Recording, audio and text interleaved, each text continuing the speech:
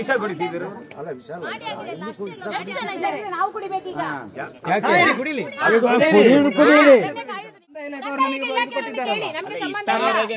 ನೀವೇ ರಾಶಿ ಆಗಿದ್ದೀರ, ನೀವು ಕಾಕಿ ಉಂಟು ಅಂತೇಳಿ ಏನು ಮಾತಾಡಿದ್ರು.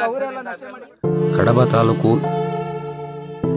ಏನೆಕಲ್ಲು ಗ್ರಾಮದ ಪುರ್ಲುಪಾಡಿ ಎಂಬಲ್ಲಿ ಬಡ ಕೃಷಿ ಕುಟುಂಬಕ್ಕೆ ಭೂಮಿ ಹಂಚಿಕೆ ಮಾಡಿ ಕಂದಾಯ ಇಲಾಖೆ ನೀಡಿದ ದಾಖಲೆಗಳ ಆಧಾರದ ಮೇಲೆ ಅವರು ಅಡಿಕೆ, ಬಾಳೆ ಸೇರಿದಂತೆ ಹಲವು ಬೆಳೆಗಳನ್ನು ನೆಟ್ಟು ಜೀವನ ಸಾಗಿಸುತ್ತಿದ್ದರು. ಇದೀಗ ಕರ್ನಾಟಕ ಅರಣ್ಯ ಕಾಯ್ದೆ 1963, ಕರ್ನಾಟಕ ರಾಜ್ಯ ಅರಣ್ಯ ನಿಯಮ 1969 ಎ ನಿಯಮದ ಮೇರೆಗೆ ಮೇಲ್ಮನವಿ ಪ್ರಾಧಿಕಾರಿ ಹಾಗೂ ಅರಣ್ಯ ಸಂರಕ್ಷಣಾಧಿಕಾರಿ ಮಂಗಳೂರು ವೃತ್ತ ಇವರ ಆದೇಶದ ಮೇರೆಗೆ ಅರಣ್ಯ ಇಲಾಖೆ ಅಧಿಕಾರಿಗಳು ಈ ಜಾಗವನ್ನು ಮೀಸಲು ಅರಣ್ಯವೆಂದು ಅತಿಕ್ರಮಣ ಪ್ರಕರಣ ದಾಖಲಿಸಿ ನೋಟಿಸು ನೀಡಿ ನೆಟ್ಟಿದ್ದ ಅಡಿಕೆ ಗಿಡಗಳನ್ನು ತೆರವುಗೊಳಿಸಿದೆ. ಈ ಹಿನ್ನೆಲೆಯಲ್ಲಿ ಸುಮಾರು 3-4 ಲಕ್ಷ ರೂಪಾಯಿ ವೆಚ್ಚ ಮಾಡಿ ಬೆಳೆದಿದ್ದ ಈ ಕುಟುಂಬ ಆರ್ಥಿಕ ಸಂಕಷ್ಟ ಸಿಲುಕಿದೆ. ನಮಗೆ ಪಹಣಿ ದಾಖಲೆ ಇದೆ, ಬಡವರ ಜೀವನವನ್ನು ಕಾಪಾಡಿ ನ್ಯಾಯ ಕೊಡಬೇಕು ಎಂದು ಕುಟುಂಬದವರು ಮನವಿ ಮಾಡಿದ್ದಾರೆ.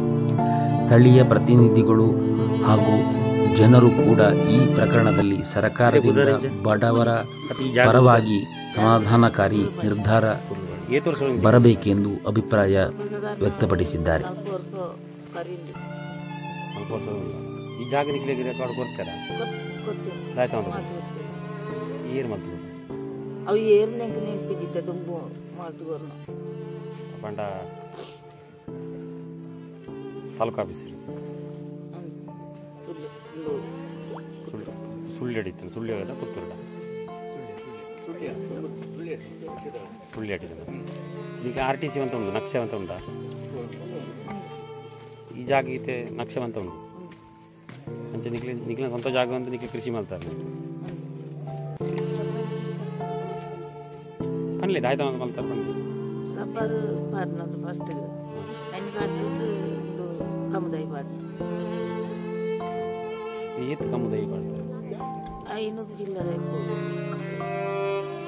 ಊರಿನ ಕಟ್ತಾರೆ ದನ ಆಗ್ಬಿಡಿ.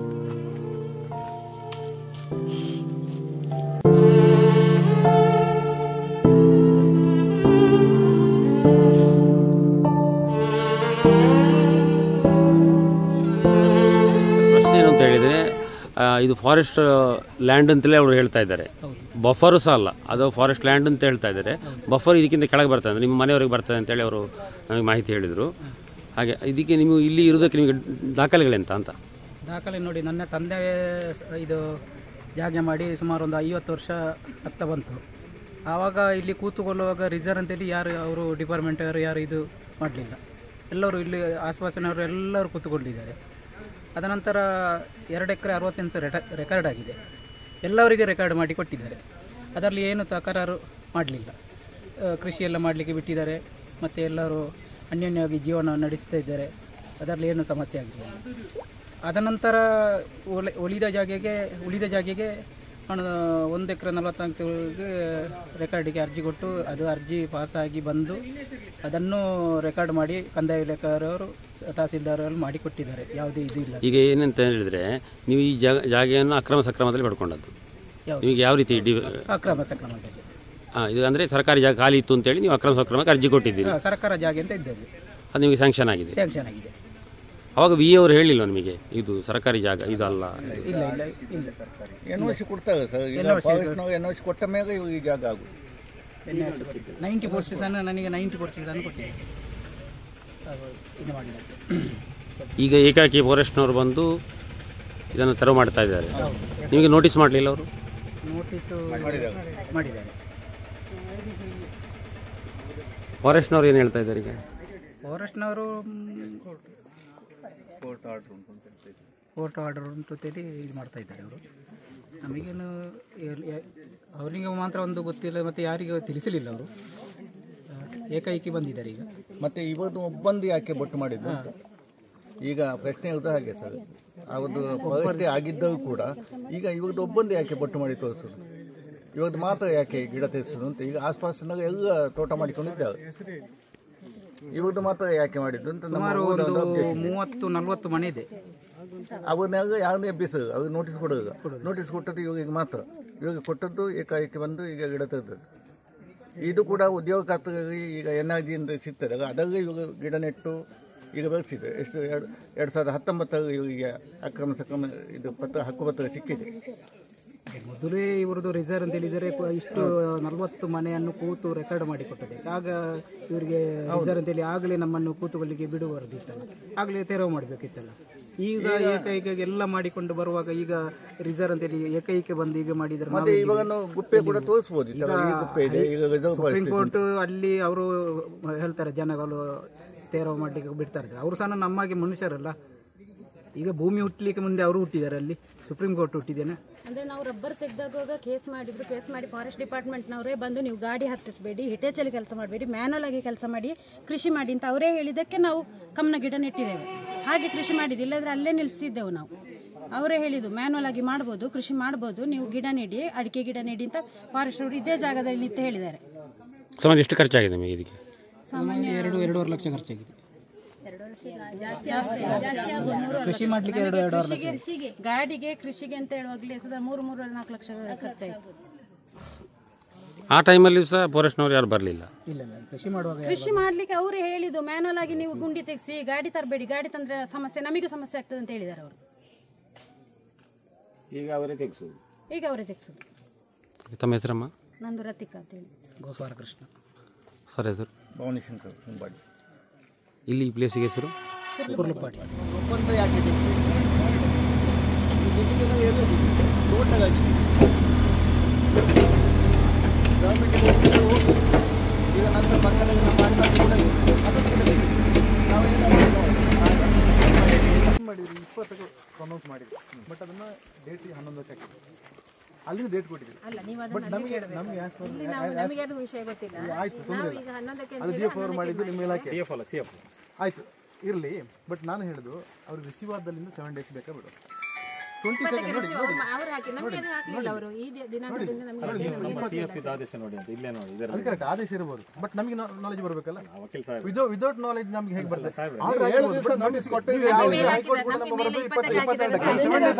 ಅವರಿಗೆ ಬರಬೇಕಲ್ಲ, ಅವರಿಗೆ ಮೇಲ್ ಐಡಿ ಇಲ್ಲ, ಅವರಿಗೆ ಬರಬೇಕಲ್ಲ. ನೀವು ನನಗೆ ಈ ಆದೇಶ ಲೆಕ್ಕ ನಿಮಗೆ ಆಗಿರ್ಬೋದು, ಬಟ್ ಇವರಿಗೆ ರಿಸೀವ್ ಆಗಿದೆ ನೋಡಿ. ನೀವು 27 ದಿವಸ ಕಳೆದು ನೀವು ಮಾಡಿ, ಅವ್ರು ಏನಾದ್ರು ಅಪೀಲ್ ಮಾಡೋದಿದ್ರೆ ಸರಿ, ಮೇಲ್ಮನವಿ ಮಾಡೋದಿದ್ರೆ.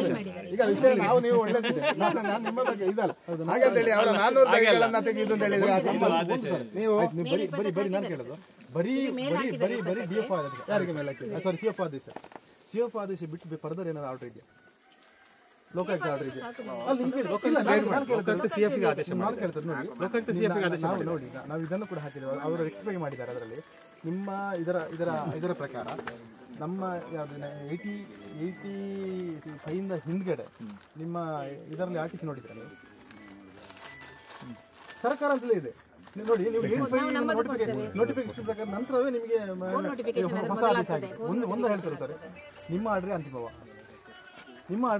ಅಲ್ಲ. ಉತ್ತರ ಕೊಡಿ ನಮಗೆ. ಈ ಪೊಸಿಷನ್ಗೆ ಕರೆಂಟ್ ಪೊಸಿಷನ್ಗೆ ನಮ್ಮ ಆದೇಶ ಹೇಗಾಗ್ತದೆ? ನಮಗೆ ಇಲಾಖೆ ಎರಡು, ನಿಮ್ಮ ಇಲಾಖೆ ಫಾರೆಸ್ಟ್ ಇಲಾಖೆ, ನಮಗೆ ಕಂದಾಯ ಇಲಾಖೆದು ಗ್ರಾಂಟ್ ಆರ್ಡರ್ ಇದೆ, ರುಕ್ಮಿಣಿ ಅವರಿಗಿದೆ, ಕುಮಾರ್ ಅವರಿಗಿದೆ. ಎರಡೂ ಆರ್ಡರ್ಗಳು ಇರುವಾಗ ನೀವು ಆರ್ಡರ್ ಇಲ್ಲದೆ ನೀವು ಹೇಗೆ ನೀವು ನಮ್ಮ ಜಾಗ ಟ್ರಾನ್ಸ್ಫರ್ ಮಾಡ್ತೀರಿ ಅಂತ ನಾವು ನಿಮ್ಮ ಕಂಪ್ಲೇಂಟ್ ಮಾಡ್ತೀವಿ. ಮಾಡ್ಲಿಕ್ಕೆ ಬರೋದು ಒಂದು ಆರ್ಡರ್ ಇದೆ, ಕಂದಾಯದ ಡಾಕ್ಯುಮೆಂಟ್ಗಳು ಇದೆಲ್ಲ ಅಂತ ಹೇಳಿ ಅದಿದೆ, ಆರ್ಡರ್ ಕೋಟ್ ಮಾಡಿ ಹಾಕಿದ್ದೇವೆ. ನೀವು ಎಲ್ಲ ಫೈಲ್ಗಳನ್ನು ತಗೊಳ್ಬೇಕು. ನೀವು ಯಾವಾಗ ಮಾಡ್ತೀರಾ? ನೀವು ಗ್ರಾಂಟ್ ಆಗುವ ಮೊದಲು ಅಥವಾ ಗ್ರಾಂಟ್ ಆದ ನಂತರ ಕ್ಯಾನ್ಸಲ್ಗೆ ಬರ್ತಿದ್ದೀವಿ ನಾವು.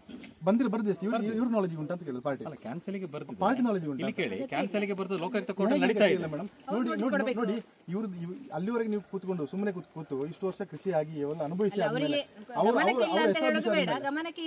ಇಲ್ವೇ ಇಲ್ಲ ಇತ್ತ ನಿಮಗೆ ಕೃಷಿ ಮಾಡುವಾಗಲಿ ಇದಾಗ್ಲಿ ಗಣಿತ ಕೆಲಸ ಮಾಡಿ ಅಂತ ಹೇಳಿದ್ದಾರೆ ಸರ್.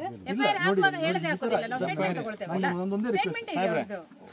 ಎಫ್ಐಆರ್ ಹಾಕುವಾಗನೇ ಅದರ ಅರ್ಥ ಏನು ಸಾಹೇಬ್ರೆ? ಯಾವಾಗ ಎಫ್ಐಆರ್ ಹಾಕಿದ್ದು? ಕೇಳಿ, ಎಫ್ಐಆರ್ ಹಾಕುವಾಗ ಎಷ್ಟು ಸಮಯದ ಹಿಂದೆ ಎಫ್ಐಆರ್ ಯಾವಾಗ ಎಫ್ಐಆರ್ ಹಾಕಿದ್ದು?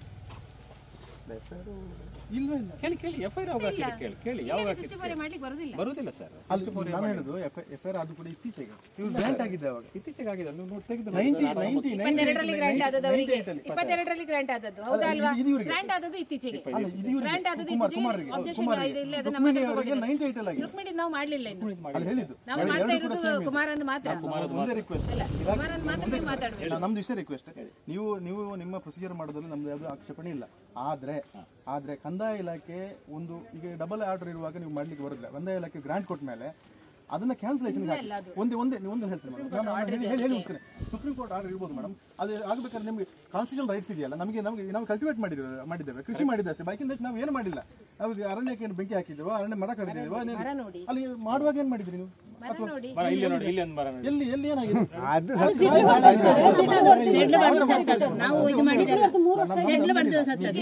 ಮೊದಲು ಹೀಗೆ ಇತ್ತು, ಪೊಸಿಷನ್ಗೆ ತಗೊಳ್ಳುವಾಗ ಹೀಗೆ ಇತ್ತು. ಈಗ ಎಲ್ಲ ಕಡೆ ಎನ್ಕ್ರೋಚ್ಮೆಂಟ್ ಆಗಿದೆ. ಅದು ನಾವು ಹೇಳಿ ಬರುದಿಲ್ಲ. ಚಾರ್ಜ್ ಶೀಟ್ ಅಲ್ಲಿ ಆಗ್ತದೆ. ಕೋರ್ಟ್ ಪ್ರೊಸೀಜರ್ ಮಾಡೋದಕ್ಕೆ ನಮ್ದು ಏನೋ ಆಕ್ಷೇಪಣೆ ಇಲ್ಲ. ನೀವು ಅದು ಕೋರ್ಟ್ ಆರ್ಡರ್ ಆಗಲಿ ಅವ್ರು ಬಿಟ್ಟು ಹೋಗ್ತಾರೆ ಅಥವಾ ಬಿಡ್ತಾರೆ, ಅದು ವಿಷಯ ಬೇರೆ. ನಿಮ್ಮ ಆರ್ಡರ್ ಫೈನಲ್ ಅಲ್ಲ. ನಾನು ಒಂದು ಹೇಳ್ತೇನೆ, ನಿಮ್ಮ ಆರ್ಡರ್ ಫೈನಲ್ ಅಲ್ಲ. Every order is appealable nature. ಹಾಗೆ ನಾವು ಅಪೀಲ್ ಮಾಡ್ಲಿಕ್ಕೆ ಅವಕಾಶ ಇರುವಾಗ, ಕಾನ್ಸ್ಟಿಟ್ಯೂಷನ್ ರೈಟ್ಸ್ ಇರುವಾಗ ನಮಗೆ ಅಪೀಲ್ಗೆ ಟೈಮ್ ಕೊಡಿ.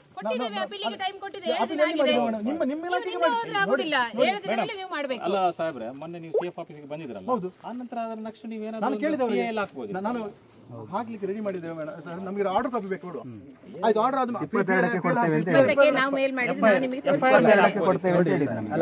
ಈಗ ಕಾನೂನು ರೀತಿಯಲ್ಲಿ ಏನು ಅಲ್ಲ ಮೇಡಮ್, ಈಗ ಹಾಕ್ಬೇಕಲ್ಲ ಕಾನೂನಲ್ಲಿ. ವಿನಯ್ ಇಲ್ಲಿ ಕೇಳಿ, FIR ನಿಮ್ಮದು ನಿಮ್ಮ ಪ್ರೊಸೀಜರ್ ಅದು ವಿಷಯ ಬೇರೆ. ನಮಗೆ ಇಲಾಖೆಯ ಅದು ಮಾಡಬಹುದು. ಆದ್ರೆ FIR ಮೇಲೆ ಕ್ರಿಮಿನಲ್ ಪ್ರೊಸೀಜರ್, ಅದಕ್ಕೆ ನಮಗೆ ಅವಶ್ಯಕತೆ ಇಲ್ಲ. ನೀವು ಏನ್ ಬೇಕು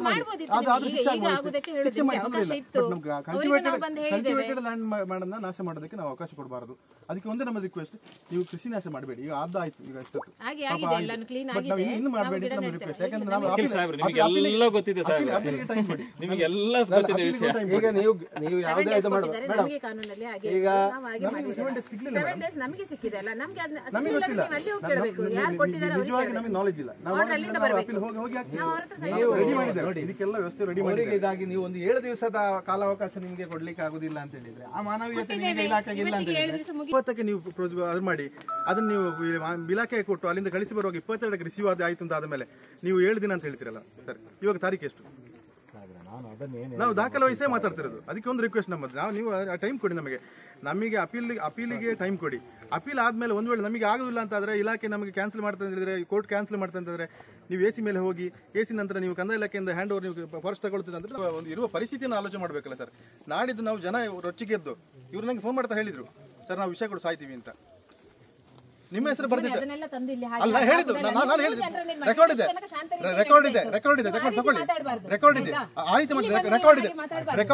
ನಾನು ಹೇಳಿದ್ದಲ್ಲ, ರೆಕಾರ್ಡ್ ಇದೆ. ನಾನು ತೋರಿಸ್ತೀನಿ, ಪ್ರೊಡ್ಯೂಸ್ ಮಾಡ್ತೇನೆ. ನಾನು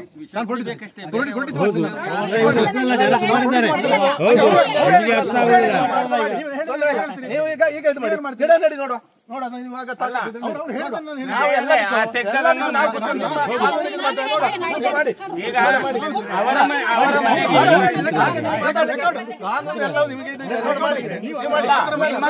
ಈ ಪರಿಸ್ಥಿತಿ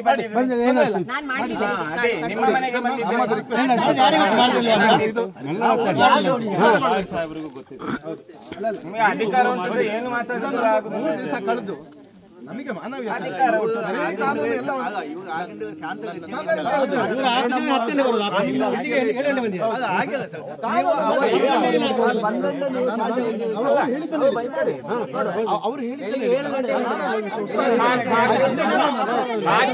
ಎಲ್ಲ ಮಾತಾಡಿದ್ರೆ ನಡೀತದೆ ಅವರ ಮನೆಗೆ ಆ ಪರಿಸ್ಥಿತಿ ಬಂದಿದೆ. ಈಗ ವಿಷ ಕುಡಿತಿದ್ರು ನಾವು ಕುಡಿಬೇಕೀಗ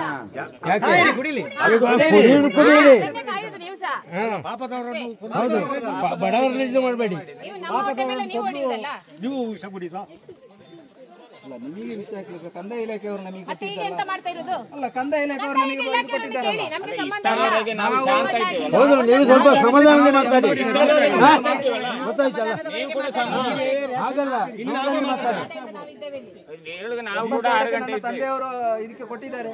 ಕಂದಾಯ ನೀವೇ ರಹಸ್ಯ ಆಗಿದ್ದೀರ, ನೀವು ಕಾಕಿ ಉಂಟು ಅಂತ ಹೇಳಿ ಏನು ಮಾತಾಡಿದ್ರು ಅವರೆಲ್ಲ ನಕ್ಷೆ ಮಾಡಿ ಹಾಗಾದ್ರೆ ಕಂದಾಯ ಇಲಾಖೆಯವರಿಗೆ ಬೆಲೆ ಇಲ್ವಾ? ಒಂದು ನಿಮಿಷ. ಈಗ ನೀವು NOC ಕೊಡದಿದ್ದಾಗ ನಮಗೆ 94C ಇಲ್ಲದಿದ್ದಾಗ ಹೇಗೆ ಆಗ್ತದೆ? ಹೇಗೆ ಕಾನೂನು ಹಾಗೆ ಅಲ್ಲ, ಪ್ರೊಸೀಜರ್ ಹಾಗೆ ಅಲ್ಲ. ಕಾನೂನು ಇರುವುದು ಹಾಗೆ. ಕಾನೂನು ಬಿಟ್ಟು ಮಾಡಿದಾರಲ್ಲ. ಹೌದು, ಮಾಡಿದಾಗ ಆಗ ನೀವೆಲ್ಲ ಹೋಗಿದ್ದೀರಿ ಅಂತ. ಆಗ ನೀವು ಕಂದಾಯದವರಿಗೆ ನಾವು NOC ಕೊಡ್ಲಿಲ್ಲ. ಮತ್ತೆ ನೋಡಿ, ಯಾರಿಗೆ ಎಷ್ಟು ಜನ ಬರ್ತಾರೆ, VA ಬರ್ತಾರೆ, ನೆಕ್ಸ್ಟ್ ಇದು ಆಗ ಬರ್ತಾರೆ, ತಹಸೀಲ್ದಾರ್ ನೋಡ್ತಾರೆ, ಆಮೇಲೆ ಅಲ್ಲಿ ಕೂತು ಅದನ್ನು ಇದು ಮಾಡುದು. ಎಷ್ಟು ಪ್ರೊಸೀಜರ್ ಉಂಟು ಅದಕ್ಕೆ. ಆಗ ನಿಮ್ಮ ಡಿಪಾರ್ಟ್ಮೆಂಟ್ ಹೇಗಿತ್ತು? ಅಥವಾ ನಿಮ್ಮ ಇಷ್ಟು ಸಗ ನಂಬರ್ 361 ಸಗ ನಂಬರ್ ಎಷ್ಟು ಮನೆ ಯಾಕೆ ಪಾಯಿಂಟ್ ಮಾಡಿದ್ರು ಅಂದ್ರೆ ಇದು ಮಾತ್ರ ಯಾಕೆ ಪಾಯಿಂಟ್ ಮಾಡಿದ್ರು?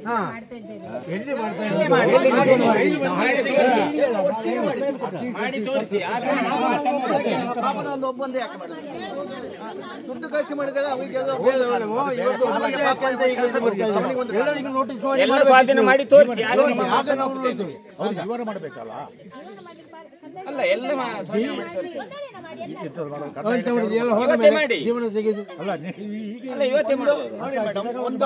ನಾನು ಕೂಡ ಅದಾಗ ಇದ್ದವನು. ಒಂದು ನಮಗೆ ಒಂದು ಅಕ್ರಮ ಸಕ್ರಮ ನಾವು 6 ತಿಂಗಳು ಕುಣಿಬೇಕು. ಸೈನಿಕನಾಗಿ ನನಗೆ ಸಿಗ್ಬೇಕಾದ 1 ವರ್ಷ ಆಗಿದೆ ಅಕ್ರಮ ಸಕ್ರಮ ಒಂದು ಸರ್ಟಿಫಿಕೇಟ್ ಸಿಗ್ಬೇಕಾದ. ಅಷ್ಟು ಗುಣದ ಮೇಲೆ ಸಿಗುದು. ಆಗ ನಿಮ್ಮ ಡಿಪಾರ್ಟ್ಮೆಂಟ್ ಎಲ್ಲಿ ಹೋಗಿತ್ತು ಅಂತ ನಾನು. ಈ ಒಂದು ಪಾಪದವರ ಮನೆಗೆ ಇಷ್ಟು ಕಾಕಿಯವರು ಬರಬೇಕಾ ಬೆಳಿಗ್ಗೆ? ನಾನು ಪದ್ಮನಾಭ, ಏಣಿಕಲ್ಲು ಗ್ರಾಮ. ಇವರು ತುಂಬ ವರ್ಷದಿಂದ ಇಲ್ಲಿ ವಾಸವಾಗಿದ್ದಾರೆ. ಈಗ ಏನೋ ಇಲ್ಲಿನ ಲೋಕಲ್ನ ಒಂದು ಜನ ಸೀತಾರಾಮ್ ನಿಮ್ಮ ಫಾರೆಸ್ಟ್ ಡಿಪಾರ್ಟ್ಮೆಂಟಲ್ಲಿದ್ದಾರೆ, ಅವನು ಕಂಪ್ಲೇಂಟ್ ಕೊಟ್ಟು ಈ ಸರ್ವೆ ನಂಬರ್ ಫುಲ್ಲು ಅಟ್ಯಾಕ್ ಮಾಡಬೇಕು ಅಂತೇಳಿ ಫಾರೆಸ್ಟ್ ಡಿಪಾರ್ಟ್ಮೆಂಟಿಗೆ ಇದು ಕೊಟ್ಟಿದ್ದಾರೆ. ಆದ ಕಾರಣ ಅವರು ಕೃಷಿ ಮಾಡಿದ ಇದೆಲ್ಲ ಹಾಳಾಗಿದೆ. ಇದಕ್ಕೆ ಮೊದಲು ರಬ್ಬರ್ ಇತ್ತು, ರಬ್ಬರ್ನು ಅವರು ಕರೆದು ಈಗ ಗಿಡ ಹಾಕಿದ್ದಾರೆ. ಗಿಡ ಹಾಕಿ ಬೆಳೆಸಿದ್ದನ್ನು ಈಗ ಫಾರೆಸ್ಟ್ ಡಿಪಾರ್ಟ್ಮೆಂಟ್ನವರು ಸರ್ವನಾಶ ಮಾಡಿದ್ದಾರೆ.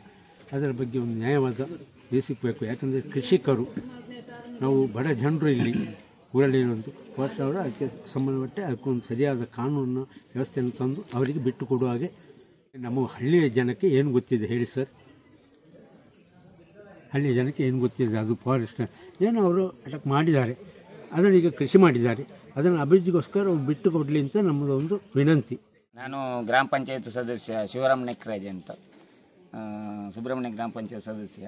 ಈಗ ಯಾಕೆಂದರೆ ಇಲ್ಲಿ ನೋಡಿ ಹಲವಾರು ವರ್ಷದಿಂದ, ಒಂದು 50 ವರ್ಷದಿಂದ ಇಲ್ಲಿ ಕೃಷಿ ಮಾಡಿಕೊಂಡಿದ್ದಾರೆ. ಯಾರು ಕುಮಾರ್ ಅವರ ತಾಯಿ ರುಕ್ಮಿಣಿ ಅಂತ ಅವರು ಕೃಷಿ ಮಾಡಿಕೊಂಡಿದ್ದರು. ಒಂದು 25 ವರ್ಷದ ರಬ್ಬರ್ ಗಿಡ ಮರ ಇತ್ತು, ಅದನ್ನು ಕಡಿದು ಈಗ ಗಿಡ ಮಾಡಿದ್ದಾರೆ. ಕಂದಾಯ ಇಲಾಖೆಯವರಿಗೆ ಅಕ್ರಮ ಸಕ್ರಮದಲ್ಲಿ ಡಿನೋಟಿಸ್ ಕೂಡ ಕೊಟ್ಟಿದ್ದಾರೆ. ಆದರೆ ಏಕಾಏಕಿ ಯಾರೋ ಒಬ್ಬ ಕಂಪ್ಲೇಂಟ್ ಕೊಟ್ಟರು ಅಂತ ಈಗ ಬೆಳ್ಳಂಬೆಳಿಗ್ಗೆ ಬಂದು 30 ಜನ ಫಾರೆಸ್ಟ್ ಇಲಾಖೆಯವರು ಪೊಲೀಸ್ ಇದ್ದು ಇದು 2-3 ವರ್ಷದ ಅಡಿಕೆ ಗಿಡವನ್ನು ತೆಗೆದಿದ್ದಾರೆ. ಸಾಧಾರಣ ಒಂದು 4 ಲಕ್ಷ ಅಷ್ಟಾಗಬಹುದು. ಯಾಕೆಂದರೆ ಇವರು ಬರೀ ಪಾಪದವರು. ಇದೇ ಸರ್ವೆ ನಂಬರದಲ್ಲಿ ಇನ್ನೂ ಒಂದು ಸಾಧಾರಣ ಒಂದು 40 ಎಕರೆ ಇದೆ, ಒಂದು 40 ಎಕರೆ ಇದೆ.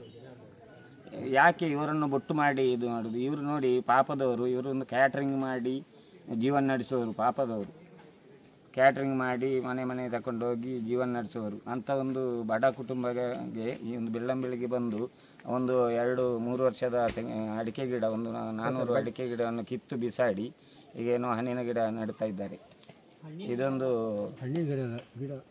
ಇದೊಂದು ನಿಜವಾಗಿ ನಾವು ಇಲ್ಲಿದ್ದೇವೆ ಪಾಕಿಸ್ತಾನದಲ್ಲಿದ್ದೇವೆ ಅಂತ ಗೊತ್ತಾಗೋದಿಲ್ಲ. ಆದರೆ ದೊಡ್ಡವರ ಇದಕ್ಕೆ ಕೈ ಹಾಕೋದಿಲ್ಲ. ಒಂದು ಪಾಪದವರು ನೋಡಿ, ಅವರು ಕ್ಯಾಟ್ರಿಂಗ್ ಮಾಡಿ ಜೀವನ ನಡೆಸೋದು. ಅವರ ಮನೆ ನೋಡಿ ಬೇಕಾದರೆ